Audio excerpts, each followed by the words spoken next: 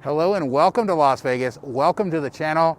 I'm Sean from Miles to Memories, and tonight I'm staying in the Rio, and I want to tell you exactly why you probably don't want to stay here, why you may want to, and everything along the way. The views, the casino, it's opening night. It's been closed since March. Let's check it out. Don't forget to subscribe, like, and leave a comment. Let me know what you think. Welcome everyone to the Rio. I was excited for this opening night stay on December 22nd. The Rio, of course, had stayed closed since March. It was the last of the Caesars Entertainment properties to reopen, and I was there on opening day to check it out. Unfortunately, there were some issues, and we will get through them in this video, so stick around. This is around 2 in the afternoon when I arrived in the Masquerade Village section of the casino. Very quiet, although we'll get looks at this a little bit later in the evening as well.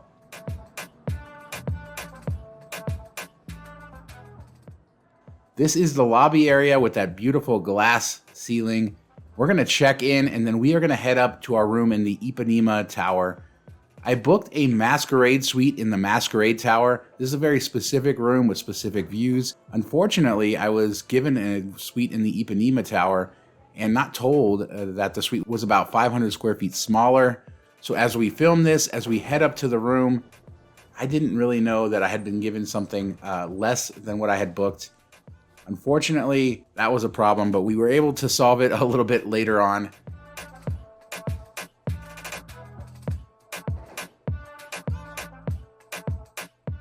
I booked the Masquerade Suite for $69 plus tax. I don't pay a resort fee because of my diamond status with Founderscard. I'll leave a link down below if you're interested in more info on that. But let's walk down the hallway, head down towards our Carioca Suite in the Ipanema Tower at Rio Las Vegas. Decor looks a little interesting in the hallway.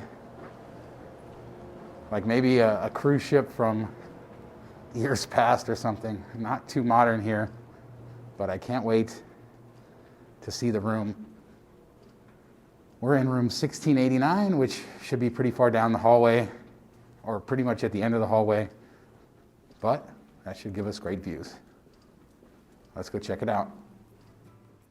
As we walk into this room, the number one thing you will notice is that the decor is very dated. It feels like it's a room from another time, although this is a suite with a half bath, a full bath, a bedroom, and separate living room. So there is a lot to like about this and some very good strip views. So we will see all of that. But this room does not measure up to most other rooms in Las Vegas. It certainly doesn't measure up to many of the renovated rooms at Caesars properties on the Strip. And the service just doesn't match up here. I checked in, not being told that I was being put in a different room, a significantly downgraded room, 500 square feet less space.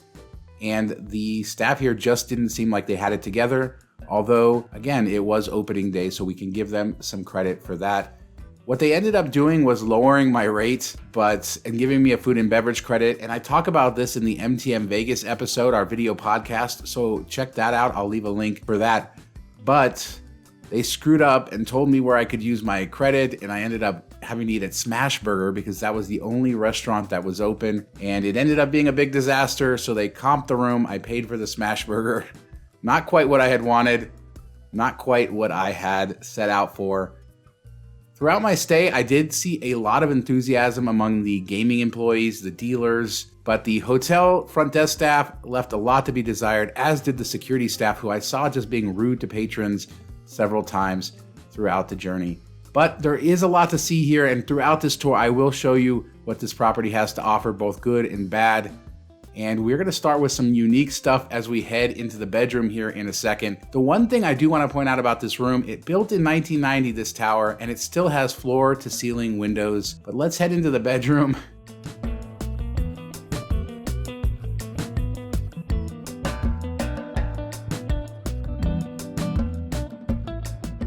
Here is the bedroom, and we have a bathtub right in the middle of the room. Great views of Palazzo, Venetian, the Wynn, brand new Resorts World, and downtown as well, all from this bathtub.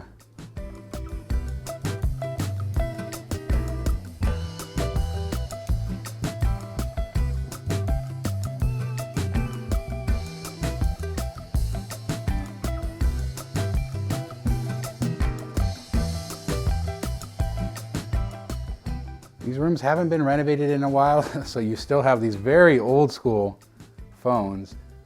Very, very old school. And no plugs, no USB or anything like that near the bed. But you do have the alarm clock plugged in, means there's a plug there, another plug on the wall. So not quite up to standards of today, but a nice look at yesterday. And then finally, the bathroom. The bathroom in my room was fine. Nothing too fancy. The shower, of course, with that white tile, definitely feeling a little bit dated. One issue with the bathtub being in the middle of the room is the carpet got kind of nasty. There is no tile around the bathtub, so you're getting out of the bathtub dripping water all over the carpet. And you can tell that that's happened many times over the years. Strips of carpet replaced. Just not the greatest system to have the bathtub there, but it is a throwback to another era of hotel rooms.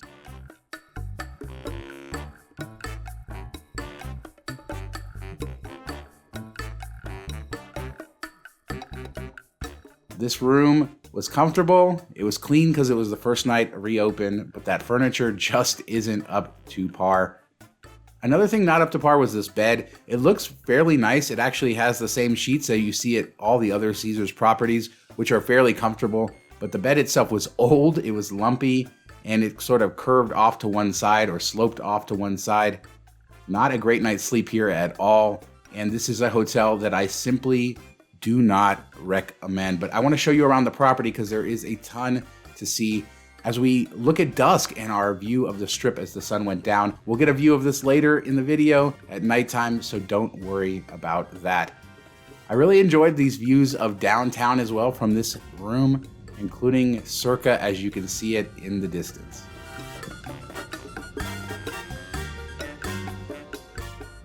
Now we're downstairs. This is the pool area, hopefully to open next year. And now into the casino as we'll walk around. This is the Sportsbook, recently rebranded to William Hill, or rebranded upon the opening to William Hill. You will see that this Sportsbook, like the rest of the Rio, a bit stuck in time, very small screens, not anything compared to the newer Sportsbooks, especially when you consider places like Circa.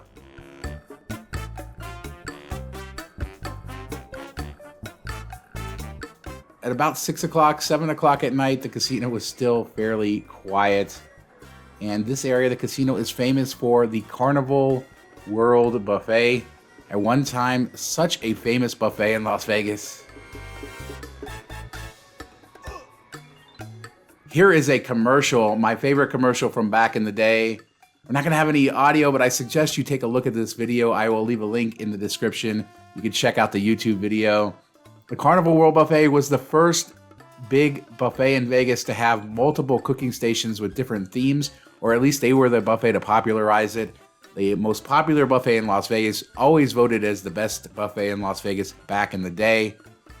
And today it sits empty, a shell of its former self even when it's open. The food isn't as good as it used to be, but it's still a pretty decent buffet, I would say.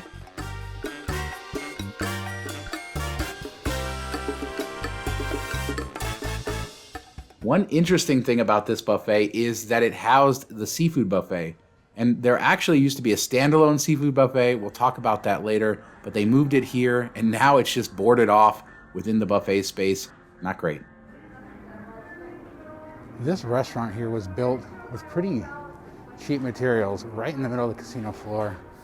And so you end up with a situation where on the other side there is the entrance near the buffet, and you have these restrooms which were already here, but they get buried back here behind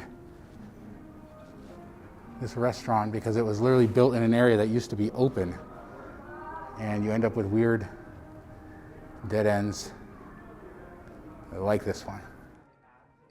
Rio opened on January 15th, 1990, and is about to celebrate its 30th birthday. As we see these beautiful birds, the theming of this once festive casino still intact. Of course, it used to have a party atmosphere, and Rio Rita, who you saw in that commercial, was the mascot, and she brought a lot of energy to the casino. If this looks like a bus station, it is because it used to be. you used to be able to actually catch buses from here to the Strip, to Harrah's and Caesar's properties on the Strip, and they would have shuttle buses, and they had a few different routes. The only one I ever took was from here to Harrah's, and sometimes we parked here and then kind of went to the Strip for a little bit and came back. But they discontinued those buses a few years ago, and now you have to rely on Uber, rideshare. They used to be free. Nothing in life is free anymore. Let's check out the outside of Rio, the beautiful lights, walk around a little bit, and then we are going to learn more about this property and why I was so disappointed that the Masquerade Tower was closed. If you haven't checked it out, check out our Shuttered Casinos of Vegas tour all around the valley, including the Palms, which is still closed after 9 months. There's still a ton of closed casinos. Really sad to see.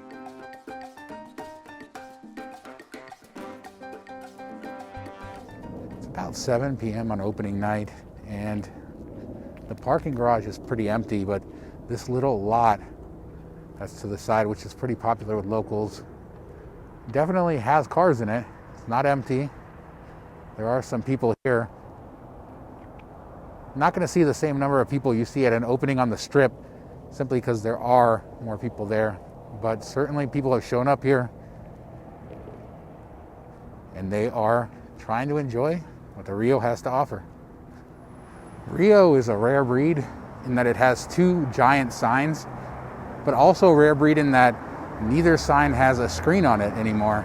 There's the first old school sign closest to the Strip, and then this giant one, which is quite beautiful to look at night, but no screens. Totally old school, baby.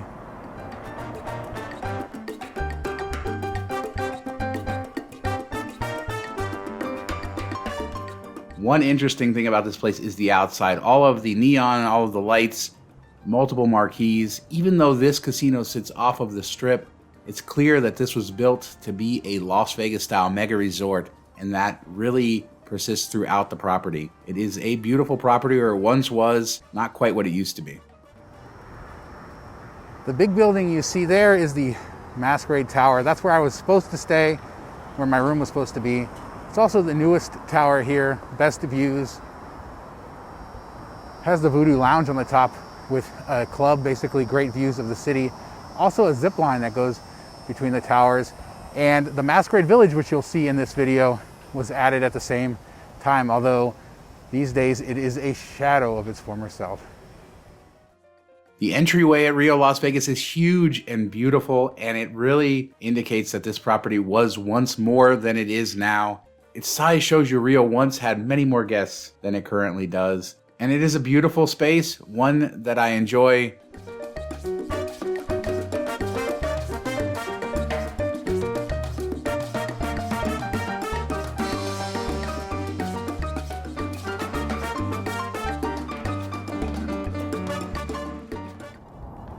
Now imagine a hotel room with a view like this, as panoramic as this. That's what's unique about the Masquerade Tower at the Rio. And that's why I booked that suite, was to get this entire view. You can see it from end to end, from Allegiant Stadium all the way up to Resorts World. Essentially, it's this view, but from another 15, 20 stories high.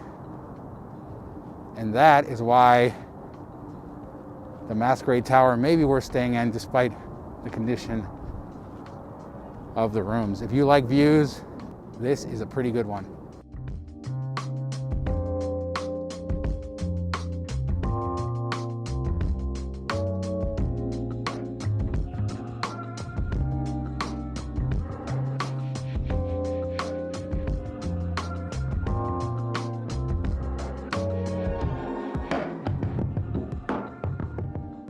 Let's head out and check out some of the casino floor and see what we are missing with this Masquerade Village.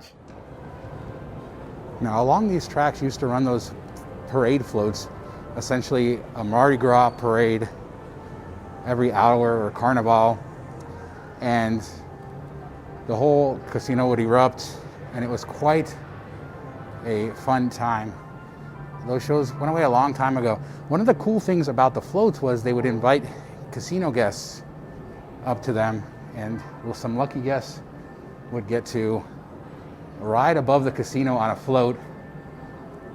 All that remains, unfortunately, are these tracks in the sky, and the stage is still there that was used for some shows, and I imagine they probably still use it from time to time. But this building does have hints of a past that was much more lively and vibrant than what you see here in front of you. Pretty sad. Still some control equipment here, probably for the shows, although I don't know how often they run shows here anymore. I have memories of the parades and the lively atmosphere and coming here as a kid, and it really was a party-like place, and it just doesn't hold up to what it used to be. One cool area is this monster mini golf that has a museum, the largest Kiss gift shop, tons of memorabilia, and even a wedding chapel where you can get married. This is housed in the area that used to house the seafood buffet when the Masquerade Tower opened and the Masquerade Village. There was a separate standalone seafood buffet along with the Carnival World buffet. And then, of course, like I said, they moved that seafood buffet into the Carnival World buffet, and now it's blocked off with temporary construction walls. But this area is probably an improvement, and it's one of the nicer areas of Rio. And if you're interested in Kiss or you just want to play some mini golf, definitely worth checking out. The Masquerade Village, like I have said earlier, is a shell of its former self. So many closed up storefronts and blocked off areas. And of course, you don't have that synergy of the shows or anything. And this is nighttime here, and there's still not even a lot of people playing in this area. It's kind of sad to see. A once festive place, not quite festive anymore. This is a gaming lounge that was once here. Just sits open right off the casino floor in the Masquerade Village. Nothing blocking it off. Pretty rough.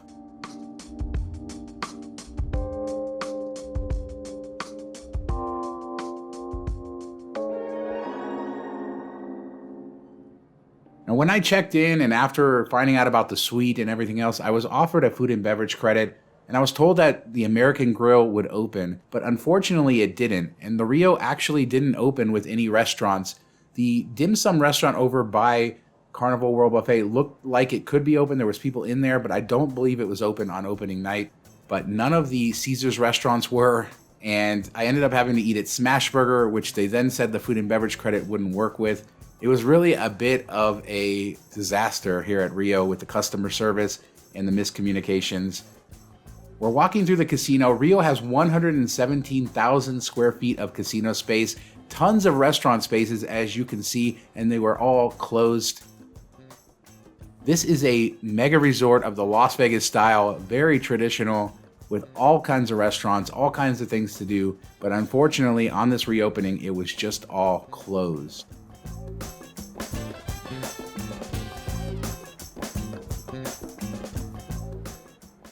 This little annex is how you get to the pool area, and we see Guy Fieri's Burro Borracho here, another closed restaurant menu. And as you head down further through here, you're going to get to the convention space, which is massive in this place, Hash House A Go-Go, and some other cool things along the way. Hash House A Go-Go has big portions. They're also found in other properties like Link, and it's a pretty good restaurant. And this area is one of the newer ones, been renovated recently. So much nicer than some of the other areas of the Rio, although it's heavily detached from the casino. Hash House is supposed to open soon, but not open as of now. Really beautiful space though. Great big portions of everything too. Pretty good food. One of the reasons that Rio has been in the news lately is the rumors that it will soon be redeveloped. And that is because there's so much land. As we walk back, you can kind of see that. There's huge parking lots, convention space, and this is the area back towards Penn and Teller, who have been headlining here since 2001. Unfortunately, we don't know what the future of this property will be. It was sold about a year ago to a real estate developer for $516 million. This is after Harrah's Entertainment bought the property in 1999 for $888 million. As part of the sale in 2019, Caesars will run the property for 2 years, but after that, the future is a little bit murky. And we're already a year into that, so in a year, we may see the next chapter of the Rio come to be.